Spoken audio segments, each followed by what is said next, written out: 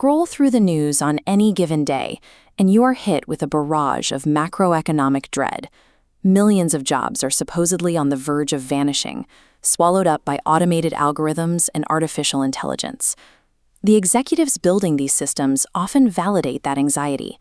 They present a somewhat dystopian view of tomorrow, raising billions of dollars by convincing the public that their specific technology is completely uncontrollable. Some tech billionaires are openly predicting that human utility will drop to zero, framing a future where working is entirely optional because humanoid robots will handle everything. But the employment data tells a different story. Historically, technological leaps increase productivity and eventually create more jobs than they destroy. There is no sudden, catastrophic meteor coming for the labor market. The actual threat is psychological. If you sit in the bleachers, paralyzed by the fear of an abstract sci-fi apocalypse, you strip yourself of the ability to recognize everyday, life-changing opportunities when they actually arrive. Decades ago, researchers at Princeton University set up an experiment with seminary students, individuals studying to become priests, who naturally saw themselves as highly moral people. The researchers tasked the students with walking across campus to give a presentation.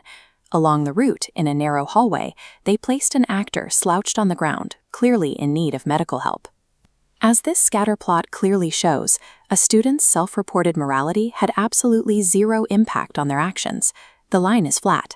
The most religious students routinely walked right past the victim. The researchers found only one variable that consistently predicted who would stop. It was the clock. A student who was 10 minutes early was exactly 6 times more likely to help than a student who was running late. Hardship and opportunity present themselves to everyone equally.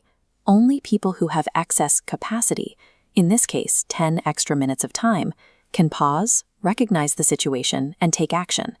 If you feel paralyzed by the economy and have no clear direction for your career, you have one logical mandate today: aggressively build personal capacity. The first step is resource capacity.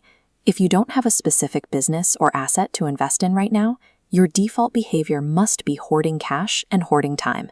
Tactically, this means stripping your life down. Eat at home. Wear the clothes you already own. Reclaim the 4 hours between 5 p.m. and 9 p.m. from your phone screen to start planning your next move. The underlying math is simple.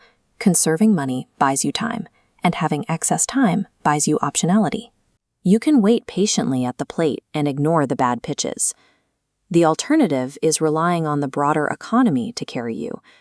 If you wait for the government to step in and freeze your downside during a recession, you are surrendering your leverage to a system that moves far too slowly. Wealth is rarely the result of a sudden viral success. It is mathematically generated on a long, slow curve through disciplined, automated contributions to low-cost index funds. Stockpiling your resources serves a distinct purpose. You are accumulating dry powder so that when a high-yield opportunity finally appears, you are fully armed and ready to strike. Once you have excess cash and time, you reach the second step, utility capacity. You take that dry powder and immediately spend it to acquire new skills, increasing the value of your highest cash-producing asset, you. We can see the compounding math of skill acquisition by looking at the career of Jay-Z, who transitioned from an artist with a single talent into a billionaire businessman. Take a look at this graphic. We start with a single block representing natural rhythm. On its own, a good sense of rhythm is common, and the market doesn't pay highly for it. But watch what happens when we stack sequentially related skills on top of it. He learns to rap, then write lyrics, then he learns sales, then marketing. Each new layer multiplies the value of the entire stack, creating a massive structure of compounded leverage. This exact logic neutralizes the anxiety around artificial intelligence. Machine learning models will not replace human utility. However, a competitor who possesses your exact skill stack and also understands how to weaponize AI absolutely will replace you. Utility capacity is entirely inflation-proof. Whether the global economy trades in digital currency or seashells, a dense stack of skills creates a competitive moat that makes your labor invaluable. The final variable is emotional capacity. We live in an era where algorithms deliver frictionless, perfectly tailored experiences, and it is actively destroying our tolerance for rejection.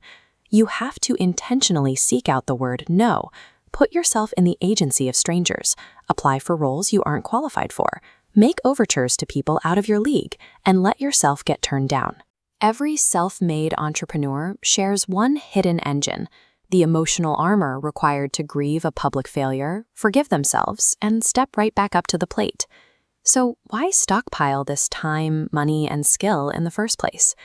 If you look at the extreme upper class, optimizing a life entirely for financial returns often yields a frictionless, heavily sequestered, and deeply lonely existence. The ultimate luxury of having high capacity is the freedom to invest your resources into assets that yield zero financial return, but massive human return, like maintaining profound friendships or raising a family.